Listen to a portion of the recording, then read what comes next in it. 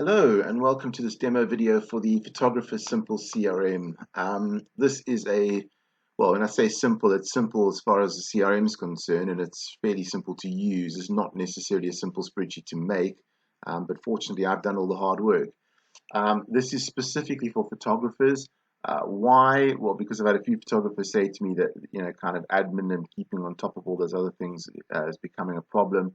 And really all they want to be doing is taking photos. So this will hopefully make their life a lot easier. So if you are a photographer, then this is for you. If you're not a photographer, there are other spreadsheets that do similar things for other industries. And if you really are after something, get hold of me and we can chat about making something for you.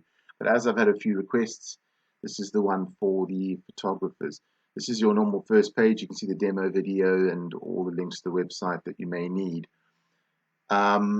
What I'm going to do for this spreadsheet, normally I will show you the two tabs where you enter the data, the two red tabs first. I'll normally show you those first and I go on to what reports it generates. But this time I'm going to do it the other way around, because when you see what reporting it's generating or what it's doing with your data, then when we get to what data you need to enter, it becomes clear as to why you're entering it. Otherwise, if I show you that first, it might be a little bit confusing. So let's start off with a quote template. So what is a quote template? This is a one-page document. You can save as a PDF, and it's really just a quote. It can go along with other documents, or you can send it alone. But all it does is it gets all the information together and puts it all into one place on one page, so you can send it off. So you can send this with your terms and conditions or anything else. So let me just show you how this works. First and foremost, if you go to Show Logo section, yes, it'll put a gray block in there. You can actually insert an image, and you can put in a picture, and you can insert your logo, and you can move it into the right place here. So you can put your own logo in there, and then you can just come here and say no, and it will remove the gray. So the gray is just to help you to line up your logo properly. Then all you need to do is just select the project number. So when we get to your data, we'll see your projects are all going to be numbered, and you can go in and select the respective project number, and you can see it changes in accordance with that particular project. So it's got your client name, the company name, the attention, the address. It's got your kind of opening sentence that you can choose. You can decide what you put there. It gives a brief description of the project, some details of the project, quoted price, any other costs like travel, things like that. It tells about the image resolution and all that kind of location of the shoot, date of the shoot, time, prices, your two invoices, a deposit invoice and a completion invoice, and how much each of them will be for. So it gives it that all the whole breakdown. It says no VAT charge because I've got the settings as not VAT registered. You can put in that you are VAT registered, and we'll put VAT on. Here it's got a link to your full terms and conditions. If they're on your website, you can just decide what that link is, and a bit of a closing, some important terms and conditions, and a thank you, and your contact details at the bottom. All of this can be edited. So some of the information on here is job specific. So if you go and select a different job, it will change. And some of the information here is the standard, will be on all the quotes, which you can do in the settings and drop down list. So essentially this is a one tab, one sheet on one tab that is a quote that you can save as a PDF, and all you do is select the respective job number, and it populates with that client's information. So no more sitting, pulling up old Word documents, typing up quotes and things. When you put the information in, your quote's ready to go. Just simply select the project number, save as a PDF, and there it is. So that's the first document that it generates. The second document it generates is exactly the same concept, but this time it's the invoice.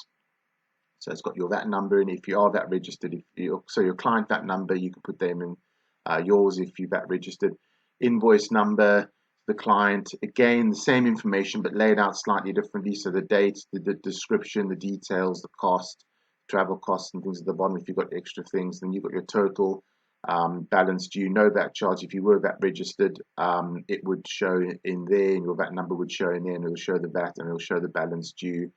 And then you've got your information and your banking details and contact information at the bottom of the invoice. So again, so in this case, you can come up here, you can select the project number. Now note this isn't the invoice number, and on this spreadsheet, the invoice numbers and project numbers look similar, so don't get confused.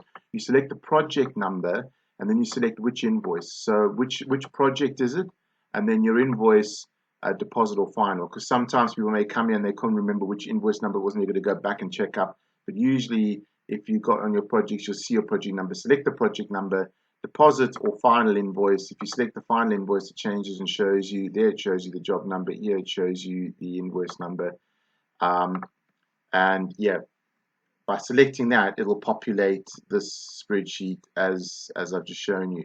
So those are the two tabs that you've got. You've got your quote template and your invoice template.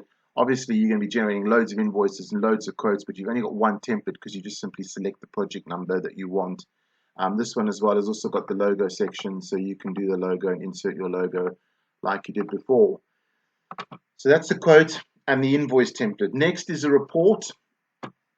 A report, very simply put, it shows you some monetary graphs. I'll explain what those are in a second, and then it shows you your marketing breakdown. Now, your monetary graphs, I don't know about you, I find this sometimes you want to see what's been paid per month. Obviously, that's important, but also sometimes seeing what's been invoiced per month, because I don't know about you, but sometimes I invoice 1 month and the payment only comes in the next month. And then even though some months look to be good, that's not necessarily when the work came in. So for me, it's quite useful to see a difference between when I actually invoiced and when the money was paid. So here, that's a graph, a breakdown. Obviously, you've got some blank spaces here because I haven't put in as much data as you would normally have. But hopefully yours will be high up and fairly consistent of all the invoices, amounts invoiced and amounts paid per calendar month. Also, you've got your quotes versus shoots. So again, it takes the value of the shoot, but it puts it in as far as the quotes are concerned that you've done and when you've actually done the shoots. And that is obviously per calendar month. So it shows you, because you may be quoting, you might be having a masses of work in January, quoting in January, February, March, but you may only be doing the shoots in, I don't know, a few months later. So this one will show you when you're doing a lot of your quoting and when you're actually doing a lot of your shooting. It's quite useful just to be able to see when the seasonal trends are, that kind of thing. Underneath here, you've got your breakdown of where your work's coming from. I'll show you in settings in a few minutes. You can put in these different sources as to where your work could come from, and I'll show you on the project details how you assign this. But it gives you a lovely breakdown as far as monetary values are concerned, where your jobs are actually coming, where your income's coming from, as far as where your referrals and your leads are coming from. So that is very useful. You can also have a look at your dates for report. It's not necessarily these graphs. It's not these graphs. I'm talking about these ones at the bottom here. Which months do you want the value to fall in? Do you want it to go by the quote date, the deposit date, the shoot date, the final invoice, final paid? You can select which date. There's even a rejected date if you want to have items that have been actually rejected. Because obviously, bear in mind, all items are going to be quoted. Some might be rejected. The ones that are rejected aren't going to have a deposit invoice and so on. So if you select one that hasn't reached that far, it's going to ignore it in the graph. So you can choose which ones you want to actually see on the graph by selecting the respective date on the date for report. That, as I said, that doesn't affect these financial ones. It only affects this one here as to where your works come from. The next tab. Oh, sorry, one last thing. This is for a 12-month period. It'll always take the current month. I'm currently on the 20th of December 2019, so it's taking December 2019 as the last month of the 12-month period. If you want to change that and you want to look backwards, so you go, actually, I don't want to include the current month, I want to look from last month back 12 months, you just simply put any date in. So if I put the 1st of November, it'll change, and you see now November is the final date, and it all changes to make November the final date. So you can override that. So for example, if you're on the 5th of the month and you don't want to include the current month, you can put in any date from last month and it'll override the 12-month period. That's that. Next one. Job lists. This I find quite handy for myself. You want to see you want to see all the jobs that are in a specific stage of the project. So for argument's sake, you can come up here and you can go, I'd like to see all the new jobs. I'd like to see all the jobs I've quoted. I'd like to see all the jobs that have been rejected, all the ones with the deposits due, all the ones that are job in progress, all the one where the final payment is due, and all the ones that are complete. You just simply select whichever one you want, Let's see if there are any jobs in progress. No, they're not. Deposit due. There we go. There's one there. So as you see, as you select the different types of jobs, they all pop up. And this is some of the information that's coming from the project details. When I go and get to that, you'll see what this information is. But essentially, it just lists the jobs. If you've got more than will fit on a page, there'll be 38 on a page. If you've got more than that on your list, you can simply come here and say to page 2, and it'll go from 39 onwards. Just make sure to take it back to page 1 if you're looking at other things. Otherwise, you might think there are no entries, but there are on page 1. So leave that on page 1 by default, but you can check page 2, 3, 4, so on if you've got more than the 38 that's going to fit on the page. The next one of the most important ones, I think, invoice list. We all want to see what's going on with the invoices. That's total value of the outstanding deposit invoices and the total value of outstanding completion invoices that have been invoiced that haven't yet been paid. Again, you'll see on the project detail where that comes from. Same story with the page number. Which invoices would you like to see? Would you like to see just the deposit invoices, just the completion invoices, or both? And would you like to see both, or just the paid invoices, or just the outstanding invoices? You can use those filters to filter the data that comes through to the spreadsheet. Otherwise, if you put both, it'll show you all the invoices, what type, job number, you've got your invoice number, client, invoice date, amount, and services. So you've got a nice little kind of one-stop shop that you can come and have a look at all your invoices and what's going on with all of them and what needs to be paid and all the rest of it. So that's quite a useful report as well. And all of these reports have been fueled by these two tabs mostly. Last one, job calendar. Very simply put, weekly calendar. You've got 3 weeks, current week, next week, week after. As you can see, I'm on the 20th, as I said, of December. There was a job there. You can see accepted, completed, and possible. Accepted means that you've issued a deposit invoice and things are moving. Completed means the whole job's done, and possible means that you done a quote potentially, but you have received feedback yet, and you haven't marked it as cancelled, as declined. So you can see where your projects are and which category they fall into. Again, as per the other one where you said select the end of the month, you can put in any day here and it will pull up that particular day. So let's just go to your project details and have a quick look as to when one of the shoots of the job date. There was one on the 15th of October. So let's just go to the job calendar and put in 15th of October. And there you go. There's a shoot over 3 days. You can see there's completed. So whichever date you put in here, it'll highlight in red and it'll be in the top week, and this will be the following week, and that will be the week after that. And again, if you leave it blank, your current week will be the top week. It'll take a few seconds to recalculate. So that's just a 3-week calendar, so you can see what jobs are coming up. You can look ahead in the future or back in the past. Just put in a date, and that date will be in the first week of that 3-week period. So now we've seen all the reports that it generates. Now you kind of know that must take quite a bit of data that it's collecting. It's not actually as much as it might seem. Let's go through it very quickly. Your settings and drop-down lists. This is data that is going to be kind of set for all the clients. I'm going to come back to this one because that's the trickiest one of all. Let's go down to these. Here's your contact details, website, email, number. Starting job number. If you're starting new and you want to start at job 0, just put in 000. The next job number will be the one that the spreadsheet starts with. So if you only have to put in 10, you just have to put in 0 and it'll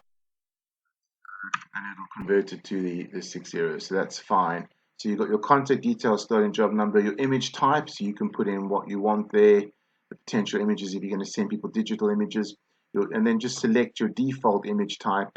From that drop-down list will appear here. Select the default and the default low resolution and the default high resolution. When we get to the project details, you'll see what that's about. You've got your VAT status. You registered for VAT. If so, what's your VAT number? If you start date, end date, this is just the VAT rates. So if you say no, just put in 0, but it won't use it. Just put in a 0 there, and that'll use 0% for the whole period. Let's just say you have been on no, and now all of a sudden you come on to yes, you are VAT registered because you register halfway through, or the VAT rate changes, or something silly happens. If you then come and go, well, actually, I want to start that, say, 1st of July. You can see there it starts that date 1st of July, and then it goes green. You can say 20%. So then it'll look at those dates, and it'll take it'll charge you the correct VAT on the correct dates. Otherwise, if you just have one cell where you go 0 and 20, all the backdated invoices are going to change to 20%, which is not what you want. So if the VAT rate changes, or you register or you weren't registered, just put in the starting date when the change takes place, put in the new rate. Otherwise, just put in one rate at the beginning, and it'll stay the same for all of them. Don't worry about these dates, they'll change as you go along. Deposit invoice, I've just put in a little bit of information here. This goes on the quote as to when that will be due. You can see what I put in: due before photos issued, due quote. Just put in a very, very brief description as to when each of those invoices are due for the quote. These are all the details on the quote. You can put your link. I've just put my website in there. You can put terms and conditions, your link to your terms and conditions that will appear on the quote, your banking details, the starting invoice number, same as the job number. You start at 0, your first invoice on the spreadsheet will be number 1, and it'll go number 2, the next one, number 3, 4, and so on and so forth. So if you start a new spreadsheet, maybe you use this one for a certain period of time and it's getting full of all the jobs, and you want to start a new one. When you start a new spreadsheet in the new year or whatever the case might be, you can just put in the last invoice number from the old spreadsheet in here, and it will start. When it says starting invoice number, it's not entirely true. It's actually the last invoice from the last one. So the starting one will be one beyond that. Sources, here you go. Those are your sources of work: Facebook, Google. You can just put a short description in there. Don't put any duplicates in, but you can put a short description of all the places where you could potentially get referrals from, or leads, or whatever the case might be. And then which projects do you want to include in the report? Do you want to include all? Do you want to include possible? Or do you want to include confirmed? So this is all projects. This is possible. So in other words, all the ones that are potentially going to happen but haven't been confirmed yet, or only the ones that have been confirmed, or all. If you select all, then when you go to your projects, as we did earlier on your report, and you can change the date for report, that will obviously do some further filtering. So play around with that and see what it is that you want to do. If you specifically only want projects that have actually come in, or you only want to see leads, you can change it here and override it. I think that is all for that. Here we go. This one here is your main terms and conditions on the invoice, right? So on your invoice, it'll say payment of non-refundable, whatever deposit. Now, where I've put in DP, what that is DP is your deposit percentage. So in other words, if you say you want to charge 10% deposit, your deposit percentage will be 10%. That's your DP. Your JN is job number, SP is your service provider, and SD is your shoot date. So the reason why I've done this in code is if you typed in here payment of a non-refundable 10% deposit, for example, it was going to show 10% on everybody's quote. You might not want 10% of everyone's quote. You may do 10% for one client, you might do 20% for another client, you may do 5% for another client. So you want it to change per client. So the reason why I put in the code is you can type in text here that will appear on every quote, but where you put the code in, the respective code here, it will replace it with that particular value for that particular client. So if you have a client that's got 10%, it'll say payment of a non-refundable 10% deposit. And if you've got a client with 20%, it'll say payment of a non-refundable 20% deposit. So you can type up whatever text you want here, but every time you want to replace a word or a value or word or whatever the case might be with text from that particular client, just replace that word in the text with this code. So open the square bracket, close the square bracket, DP, wherever it sees that, it'll replace it with a deposit percentage. And wherever it says so agreement job number, it will replace that job number with the JN with the job number of that respective client.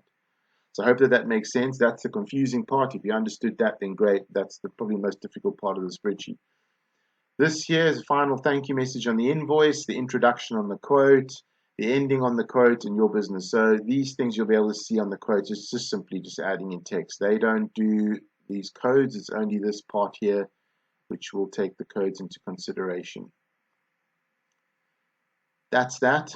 Let's go up to the top. This is exactly the same as what I've just said about the codes, but here you can select up to 6 services. So I put headshots, product shoots, whatever else. You can put up to 6 services here. That will be options for people for you to select for each job to say what category it's in. And then when it says when there's a short description, let's have a look where that was. It was on the quotes and the invoice. But if you look at the quote, you can see there's your short description there. Commission fee for between 100 and 120 products to be photographed. So again, the same story. When you go to settings, when you see product shoot, commission fee for between, and then the DD, that's the code product. So the DD is your description detail, which will be on the project details. I'll get to that, and that's when you'll understand what you've got to enter. So wherever you replace the word DD, it takes that description details from your project details, and it populates that in place of the DD for each client. So whenever you select headshots, it adds that data in that column into your text. Again, this might seem confusing, but it'll all make sense when we get to the project details, hopefully. So those are your services. So these settings you can set up once. You shouldn't really need to change them, but if you do, you can come and change them. That's fine. But really, the settings once set up will hopefully be able to work for all the projects. Let's go and have a look at these 2 red tabs, and then hopefully this code here will make sense. Client details, straightforward. Business name, contact person, email address, contact number, that number if it's relevant, and then their address. If it's not a business, if it's a client name, just put their name as well in the business name, because the business name is going to be what you select on your project details to specify which one it is. So don't have any duplicates. If you do have some duplicates, it shows I've read to tell you can't have that name, so you don't have any duplicate names, so that when you get your project, you'll be able to select from the business name. So as I said, if you've got a personal client, put their name in here as well, and then you'll be able to select that. Project details, this is the tab that's really the brains of the spreadsheet that really does all the work. So what you do here, first of all, when you've got a new client, select the client name from your drop-down list. That comes from your client details. So if it's a new client, add them on first and then come and select their name. Select which service they use. So here you can see headshots. Job date, that's the date of the shoot. If it's on one day, leave the second column blank. If it's over a few days, fill in the second column as for the job end date. Now here are the description details. So the details you put in here will depend on what service you pick, and that's what I was going on about on this list here. So if you pick headshots, for example, it's going to give that text, but it's going to replace that DD with whatever you put in here. So I've said there's C settings to see how this is used. So when you've got, for example, headshots, what you're looking for in the description details, if you go to your settings, you'll see where you've put in the DD and it goes, the number of people. So then you come in here and you fill in the number of people. And whatever it says in here will replace on the quote and invoice for that specific job wherever you've put the code DD in these descriptions here. And it's as simple as that. It sounds a bit confusing when I'm trying to explain it, but once you get the hang of it, it really is easy. Start time, end time, those are times of the shoots. Image, all right, this section here, if you're just providing digital images and it's a default, here I put the default, what the defaults are, you can just leave that blank, leave the whole thing blank. If you're providing digital images but not what the defaults are, because they've specified, for example, they wanted a GIF and they wanted it whatever else, whatever other resolution, you can then go and override it by selecting the one you want and putting in the resolution. Then what it'll do on the quote is it won't show the defaults, it'll show what you put in for them. If you've got a situation where you don't want to show that, you want to actually show something completely different because you're not providing digital images, you're providing, for example, canvases or prints or whatever else might be, you can type in here exactly what you want to put, and this will override all of this. If you've got a situation where you want to show both, so you want to show that, but you're giving them a combination of digital and prints, you can type the whole thing in here and put in your select the image type, the low res and high res, even if it's the same. So even if you go in and put in exactly the same as the default, if you've typed in here, it will take this and it'll ignore that. If you type this in as well as that, it'll take both. So you've got a choice. If you're only doing digital and you want the defaults, just leave this whole thing blank. If you're only doing prints and you don't want to say anything about digital, then leave these blank and type in this column here. And if you want to show both, then type in the whole bank sheet. That's really the easiest way of describing that. So this will determine the product type and the resolution and all the rest of it. Now you've got the project price, so you can put in your project price. This doesn't include any extra money that you need to add on for things like travel. You're going to need to decide what you're going to include in your price and what you want to specify separately. There's your project details, very short. Make sure that the text you type stays in the cell, then it'll fit on all the other templates. But just put in a very, very short description of the project. The address of the shoot, when you come to the address of the shoot and you go to the drop down list, it's going to give you the option to select that client's address. So if you're meeting at the client's place, there's no problem. It's there. You don't have to look it up. You can just select it. If you're meeting somewhere else, you can type another address in over that, override it, and it will then use that address as the address of the shoot. Description here, the secondary prices, sorry, so things like travel costs and whatever else. If you want to add things on, so you're showing it's not part of your project but it's over and above that, you can put in a short description here, whatever it might be. Again, put in the details there. Don't go for more than 2 lines worth of text, and then put the price in. That'll just separate those two prices, that price with your project price on your quote and your invoice. So you can put that in. Then it's very simply put, what is your deposit in percentage? The rest will be on the balance on completion. What's the quote date? And now, if the quote date will obviously appear on the quote, but also if your project is rejected, so the client phones up and says, no, forget it, I'm not using you, I'm using someone else, or just they never get back to you and you decide, well, that's done. Put in a rejected date here, because all that does is it just writes it off and it puts it in the right category as being rejected, and it doesn't think it's still open and available. If it's not, leave that column blank. So if the project continues or you're not sure, you haven't heard back from them, leave that blank. Then all you do is you just fill this in as you go along. So your deposit invoice, what was the date? The date of the invoice? What was the number of the invoice? When you select it, it'll give you the next number in sequence. What was the paid date? So when it's paid, enter the date, and then the spreadsheet knows that it's been paid, and it'll then put it on as the next stage of the project. Then your completion invoice, what was the invoice date, number, date paid, and then lastly your source of work. So what is your source of work? You can select, remember we said you had that list of source of where the work could come from. You can select up to 4. Now, if you select 2, it'll split the 2 ways. If you select 3, it'll split the money 3 ways into each of the different sources. If you split 4 ways. So for argument's sake, you can be a little bit creative with this. If you think, well, it was a referral, but they also came from Twitter, you can select Twitter and referral. If you think, well, actually, it was mainly from Twitter, but there was a little bit of referral, and if you really want to be that pedantic, you could, in theory, go and select Twitter, referral, and then you could select Twitter again, and what that'll do is it'll break it down into 3 parts. It'll assign 2 of those parts to Twitter and 1 part to referral. So you can play around with that. You can be as pedantic as you want to, but really just putting in some sources of work, and then it assigns that project to the respective sources of work. So I hope that makes sense. I think that's fairly straightforward. This one's a little bit tricky. Just remember what to do in this section here, where what you need to leave blank.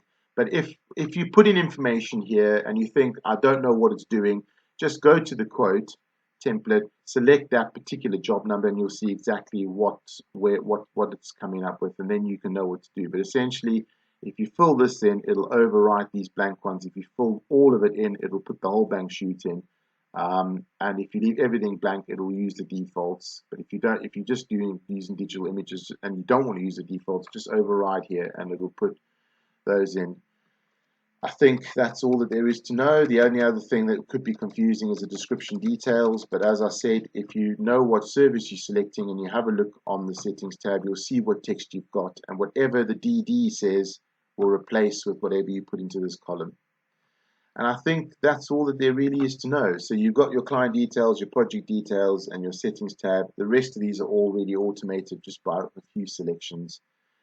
And I hope that that's clear as to how that works. I really do. If you are keen on this and you've got some questions and you want to get in touch, do so. But otherwise, I wish you all the best with your photography business. Thank you and goodbye.